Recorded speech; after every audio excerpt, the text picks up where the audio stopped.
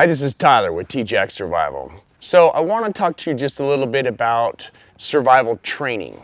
How do you get it? The problem is each person's situation is different. Some people may have access to friends that can teach. Some people may have access to money and time where they can go to courses for weeks on end and learn right in the field. And obviously these are the best ways to do it. However, some people may not have access to these. And the next option for them is going to be digital media, places like YouTube, places like DVD sets. And because of this, and because I'm a very big proponent of education, I've been very lucky to help promote a DVD series by Survival Summit. This DVD series was created by a friend of mine, Kirsten Rechnitz. Now, a few years ago, I was able to film with her at the Boulder Outdoor Survival School, and we spent a couple days in the backcountry doing wild edibles and bow drills and making atlatls. And in fact, this beat up atlatl dart we made while we were there. Now, obviously, that's the best way to do it, is to go right and get it from right from the source, if at all possible. Because there's only one Kirsten Rechnitz, and she can't fly all over the United States. She's made a DVD series, and I encourage you to check this DVD series out. Buy one. The first 500 DVDs will come out with one bonus DVD. And this video right now is an exclusive chapter that you're only going to see right here on this channel. So stay tuned, watch this chapter, and then if you're at all interested, please go purchase one of her DVDs. I'll leave a link in the discussion box right below this video. So whatever you do, make sure that you train, make sure that you get the best information from the best sources possible. Learn online, learn through DVDs, then go out in the field and practice it. And then if you have questions, leave them in the comment section. I'll do my best to always reply. I'll even make DVD videos to better explain and clarify topics as applicable. All right, guys, please hit the subscribe button, stay tuned and watch this video, and thank you for watching TJack Survival. Eventually, I would like us to make a dart and fletch it. In order to get to this process where we're learning about fletching, we need to pick out some tall, straight sticks. This one here is a different material than this. We're going to talk about this one, which is willow. This is a little bit short. In general, darts are supposed to be like 6 to 7 feet tall, but this is kind of my beater dart that I'm working on and just practicing with, and I don't mind them to be shorter. I don't find a huge difference in the ability for it to arc through the air, which is what you want. Anywho, with these straight sticks that we harvest, as I mentioned, a good one is willow. Obviously, this has already been cut, but we will go see some of these live. And what you're looking for is a fairly straight piece that you can cut off all of these extra branches and then get to something that's a little closer to this. When you're making a dart or an arrow, what you want to do with this wood is when you first harvest it, this is the best time to go ahead and try and straighten it while the wood is still fairly moist, right? When I say straighten, what I mean are any kinks, I can actually kind of use my knee or my legs to try and bend it into a straight shape.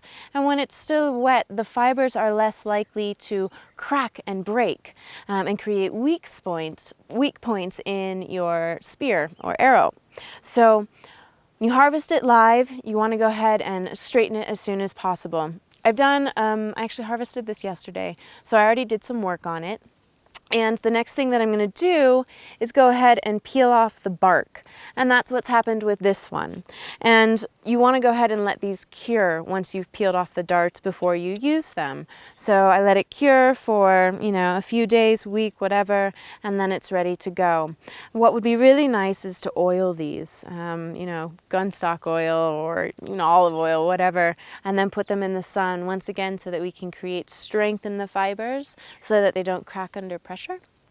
Once they're dry, if there are still kinks in them, we can reheat them over the fire or over the coals slowly till we get through the core, and then go ahead and bend them into shape, into a straight shape, which we'll do with this one a bit later.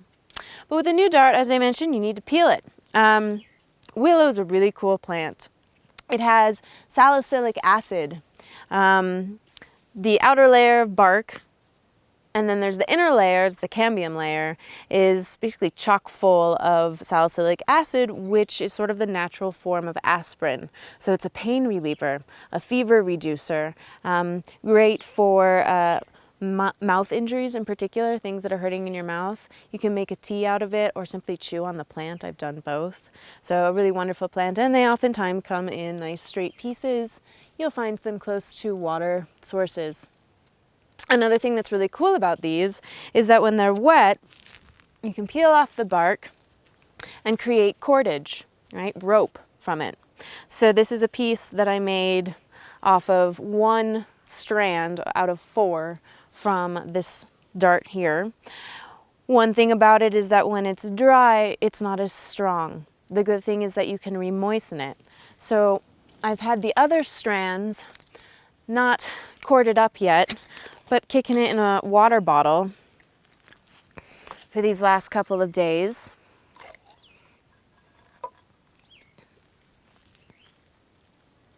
So that there's still usable pieces that aren't dry and flaky and can crack. So we'll see what happens when I peel this one. Otherwise, I'll show you how to reverse wrap cord this into rope.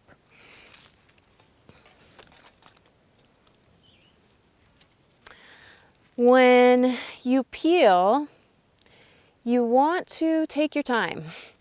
You know, you want the thickest pieces possible, and you want them to be as long as possible, so you don't want to break it. I'm getting to the point now where the inside is the live wood. There's a color difference, it's slippery, and then what I'll do is kind of choose maybe a couple of sides and try and pull at fairly equal rates. Now you want to be slow. Willow's pretty good because it doesn't have too many branches coming off of it. But when you have a lot of branches coming off, oftentimes there are those little ridges, and when you try and peel the bark over them, it kind of rips off. So you have to slow down and take your time to peel right over those areas. But this looks like it's working pretty well.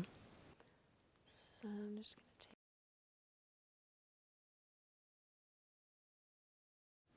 And now I've come to a point where I had nicked this with my blade, and I've kind of futzed up my ability to continue the strand in that direction. These are a nice long piece though, so we'll just kind of end it there.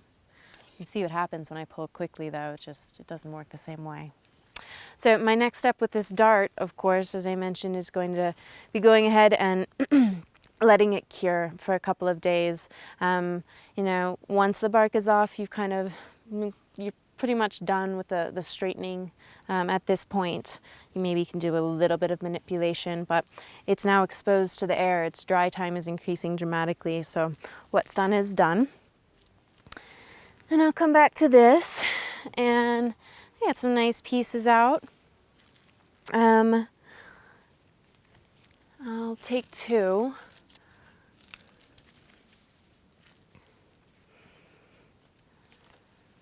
Just kind of slipping my finger up the middle.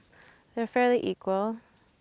I'm going to want both sides of these to be pretty equal in width.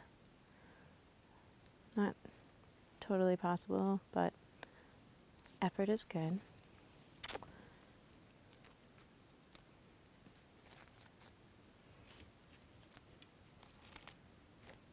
Okay. If this is the entirety of the length that I want to cord, then I can just kind of keep them equal.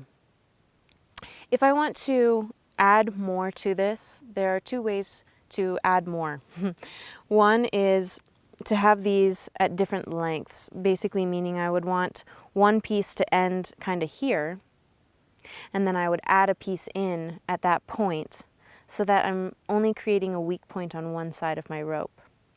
The other option is to cord all of this, and I come down to the bottom here, and then I would have one strand wrapped over itself and just add it to both sides. With my freshly peeled bark, I'm going to begin by choosing a direction to roll it. In this case, I'm going to roll it clockwise until the point where it rolls over itself and creates sort of an eyelet. And then with my right hand, I'm going to continue to go in a clockwise direction. I'm going to pull it in front of the other one and switch places. So now the one that I haven't twisted yet is on the right hand side. I'm likewise going to twist this one in a clockwise direction and then bring it over to the left, so now the other one is in my right hand. And I'll continue doing this process, twisting to the right, bringing in front, and switching places with the other string until I have the length of the cord that I want or run out of string, so to speak. Now, one faster way to do the wrapping is kind of a leg roll method, and you just roll it in the direction you want, and then all of this is ready to go, and I can just wrap it over the top. So I'll do the same thing to the other side. And now all I have to do is just take the right over the left, take the right over the left. If you've done this correctly, when I let go, I now have cord that's not going anywhere, and you can tell because I can let go altogether. I was mentioning splicing a little bit. So if, let's say,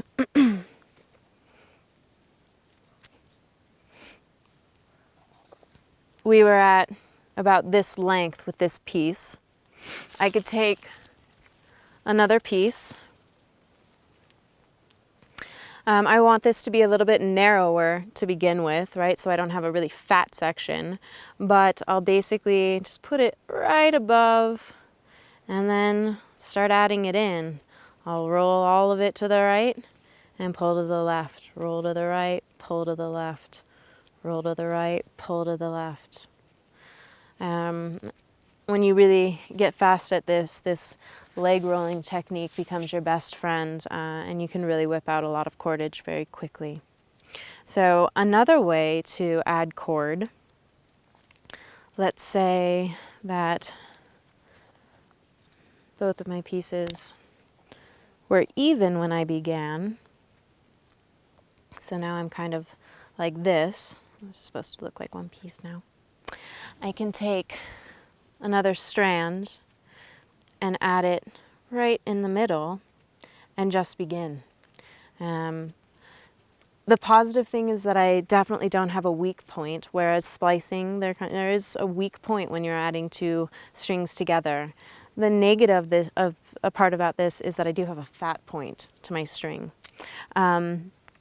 Working with fibers like this versus something like milkweed or agave or yucca fibers is a little different. It's a thicker material, and I don't have quite as much control in the width of these strips. But I could do a little bit of a better job keeping it even. Anywho, you do end up having a fat point, so if it matters, it matters. So we have some cord, nice and wet. I can move it, I cannot break it. Versus, as I talked about earlier, this piece that I made a few days ago, which is now really dry, and it's strong, but not that strong. If we're going to use this, first thing I'd want to do would be to soak it. Otherwise, if I'm using a piece like this, I automatically want to use it. If I'm binding something, now is the time for me to create those knots and bind it and get it set into place. But as I mentioned, you can hold on to these strips simply by keeping them in water. And these are old ones that are just as pliable as the ones that I just peeled from that fresh willow today. And they have some strength to them.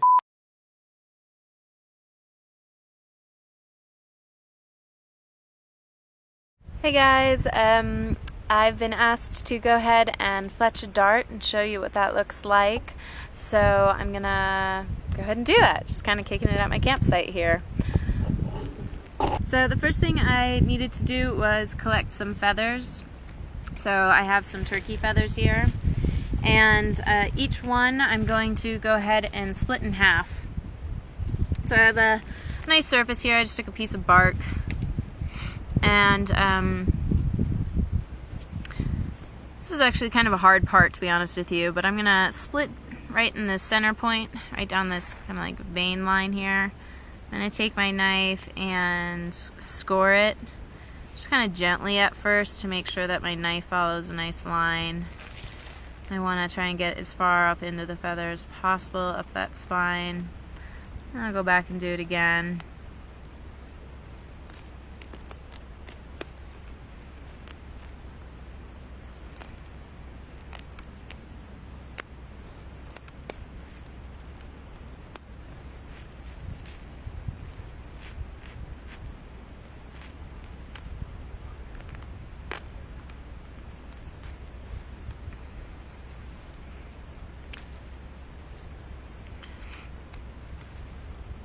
And then I'll just go ahead and cut down this part,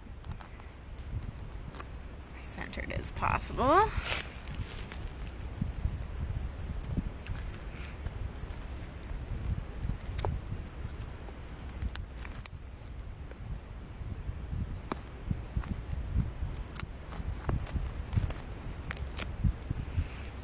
And you can fletch with 2 feathers or 3 feathers. I'm going to show you a 3 feather fletching.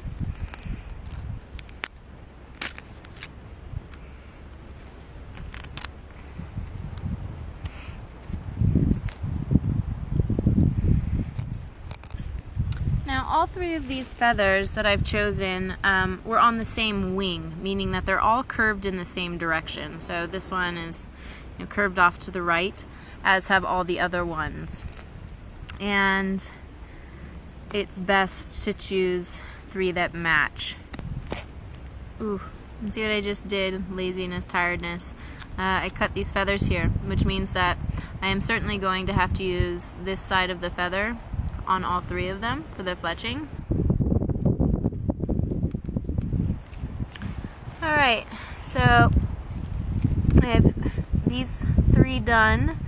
As you can tell, they're all kind of off in the same direction, so that's a good thing. And the next thing that I am going to do is try and make sure that this center spine is as flat as possible. If anything needs to be cleaned up, like this one's looking pretty good. It's nice and flat. It's going to rest against my dart pretty well. This one, you can see like there's a little bit hanging off here. I need to clean that up. This one needs to be cleaned up a little bit, so I'll just really carefully shave them. Just real gently.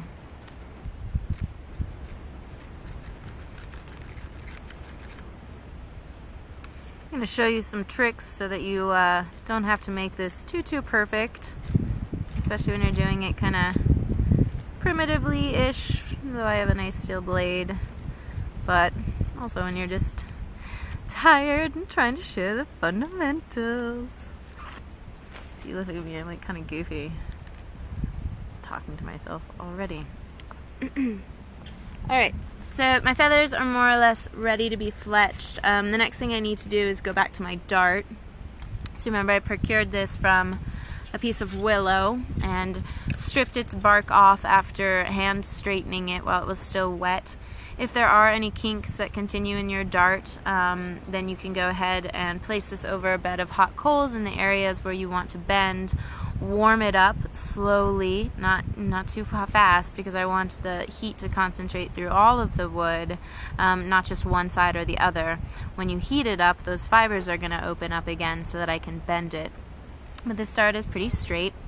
I'm actually going to fletch on the thinner end of the dart versus the fatter ends. The fat end is actually going to be where the tip that I put on goes. So on the thin end, what I need to do to be able to hook this to my atlatl is create a bit of an indent. So this is one of those like be a safe carver moments, right? So the best thing actually for me to do would be probably to stand up, but I don't know how to do that on camera. I kind of realize that maybe I'm giving it a crotch shot. I have no idea.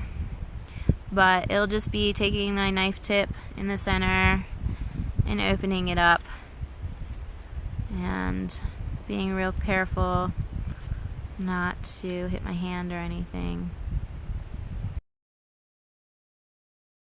Now I have this great stuff that's basically waxed thread in place of using something like sinew. And I will begin by getting a fairly long piece. I'm going to extend my arms all the way and then add a little bit more. And then go ahead and just cut.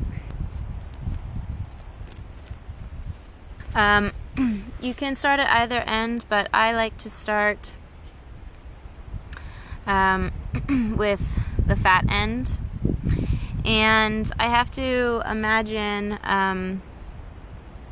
this tip is going to be gone, and I want my arrows to end, or my fletchings to end, we'll say like here, not all the way at the top. Can't tell if you can see. It's awkward. I want my feathers to end kind of like here. I don't want them to end all the way at the top. So I'll start my fletching kind of down here. And to begin with, is sort of an easy way to start. I'm actually just going to wrap this around this piece a couple of times.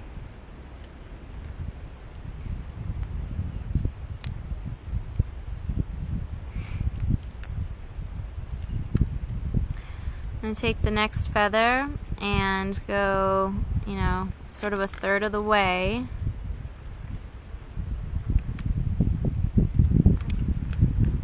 Around the dart so that they're equal distances from each other. And I'm going to cheat wrap. You'll understand what I mean by that later. And just wrap this one a couple times to lock it in place.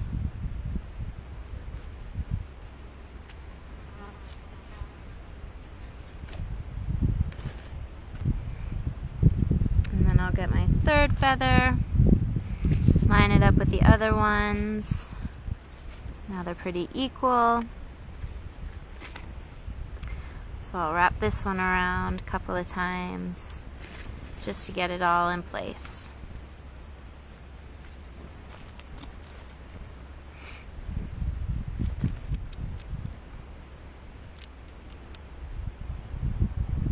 Now that's not enough of a binding, obviously, so what I'm going to do is make a disappearing knot.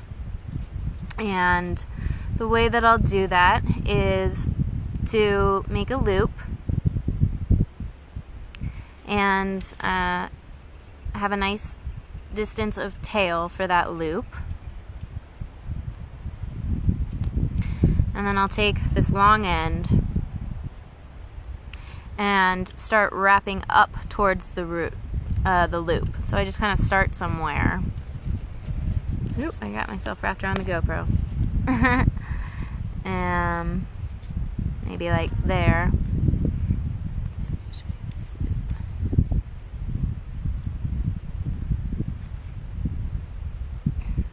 Getting this started is the hardest part.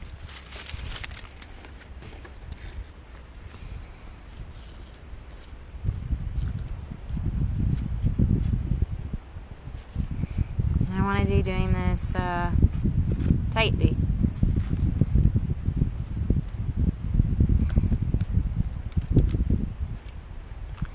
And then I want to go up towards the feathers.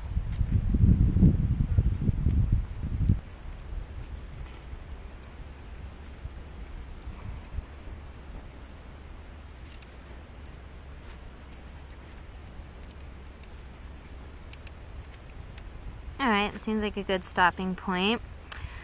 So I have this little loop. I'm going to take this working end and thread it through the loop all the way out the other side. And at the beginning I said that we should leave a tail. And so what I'm going to do is pull on that tail camera to see this. I'm gonna pull on that tail and this loop is gonna disappear. And come underneath the string. See, it's right there right now. And when it's kind of centered, then I'm done. And I'll clip off this excess. I'm going to work the same process on the top. I'm going to take some of my cord, about the distance between my arms, and then a little bit more.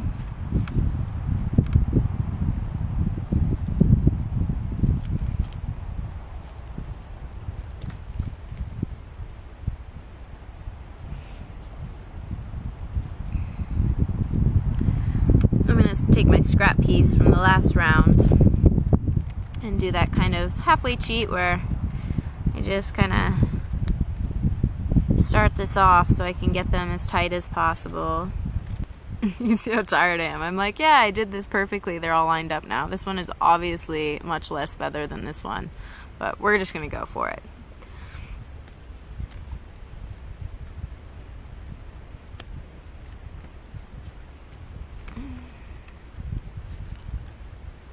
All right.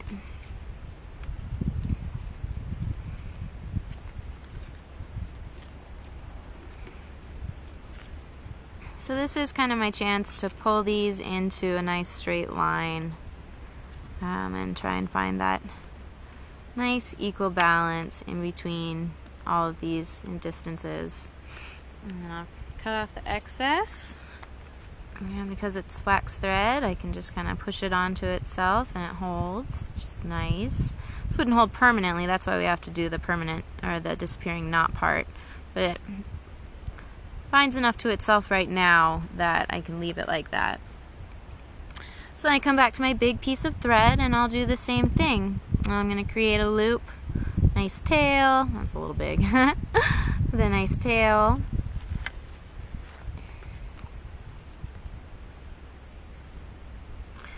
And I'll start farther up and wrap towards the feathers.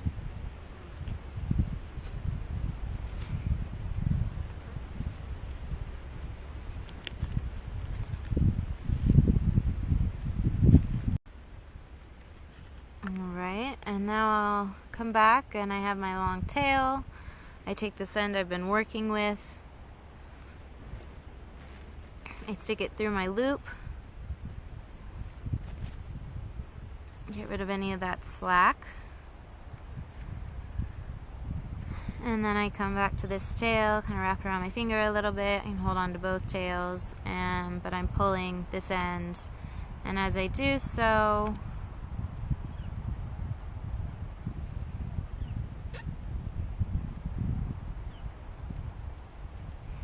I am getting that knot to disappear underneath all of my string and secure it.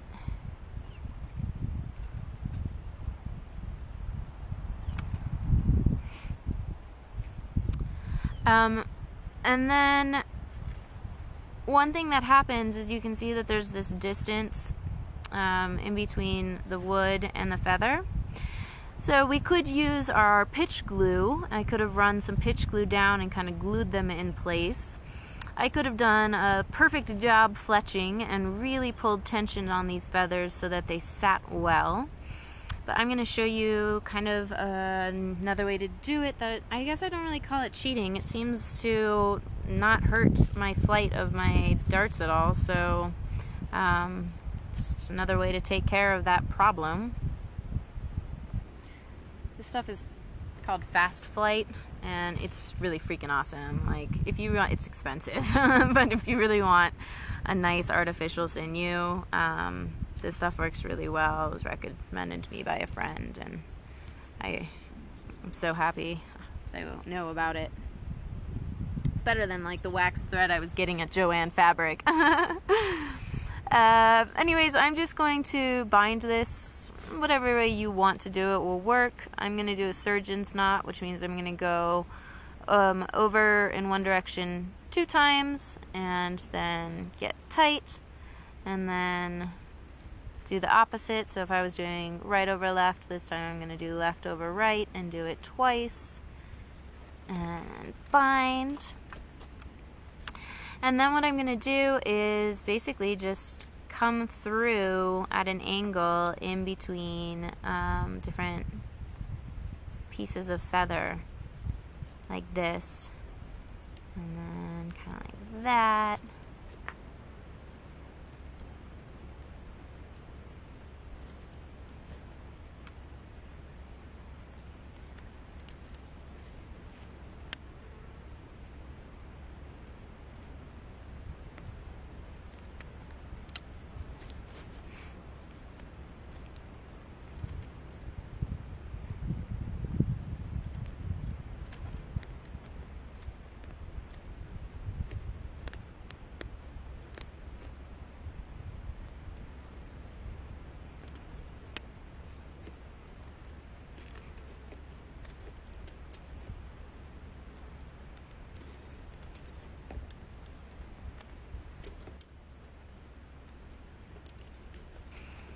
And then I'll wrap this around a couple of times. So again, there's no right way to do this, but I'm gonna make a loop, go through it like this.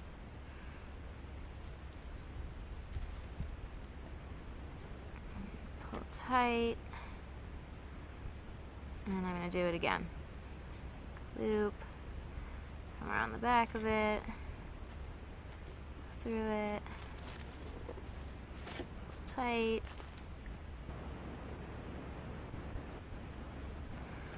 and then cut off my tails. The last thing I need to do is bind up top here. This is an easy place for the dart to split, and so I need to add some extra security around it. So I'm going to use the same method that I did down here and up here with that disappearing knot.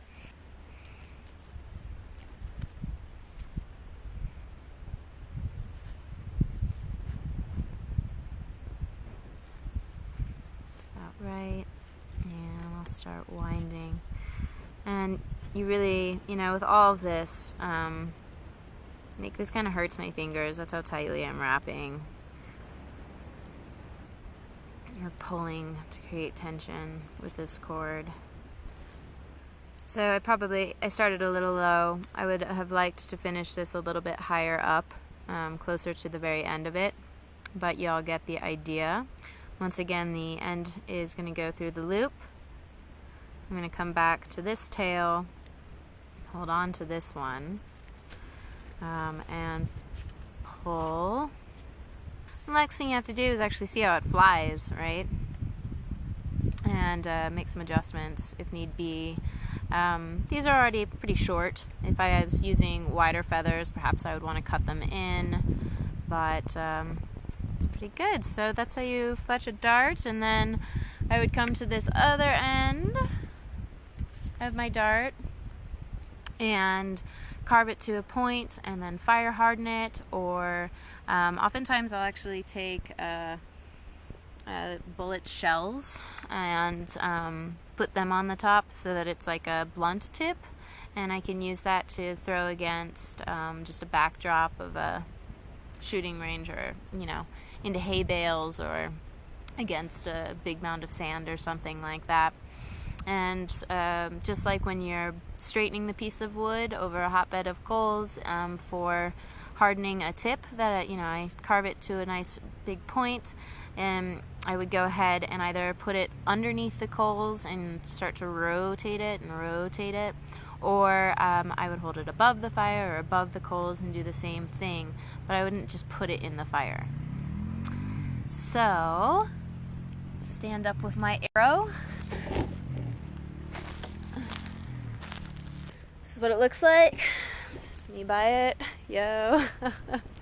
Thanks for watching. I'm sorry I was a little tired for this video, but yeah, it's a good beater dart, good practice dart. Thank you.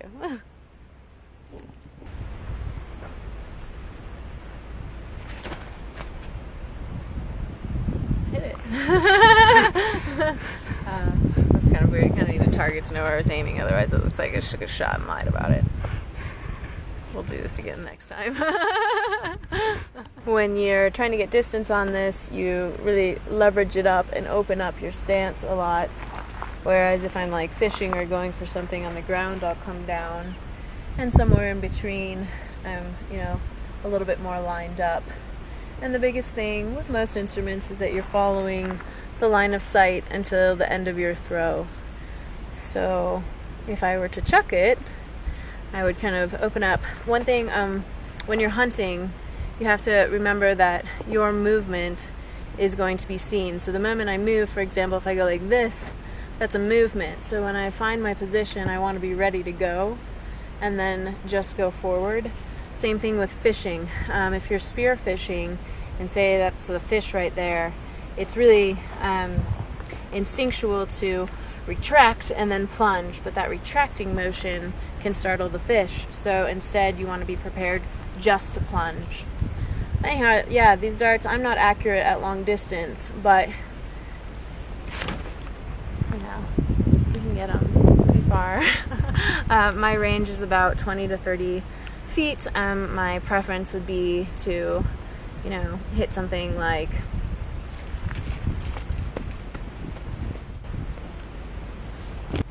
this range is good for me for like rabbits. It's about the right base too before you startle them, so that's a good distance for me. Or fishing off of the banks, coming down, I really like to do as well.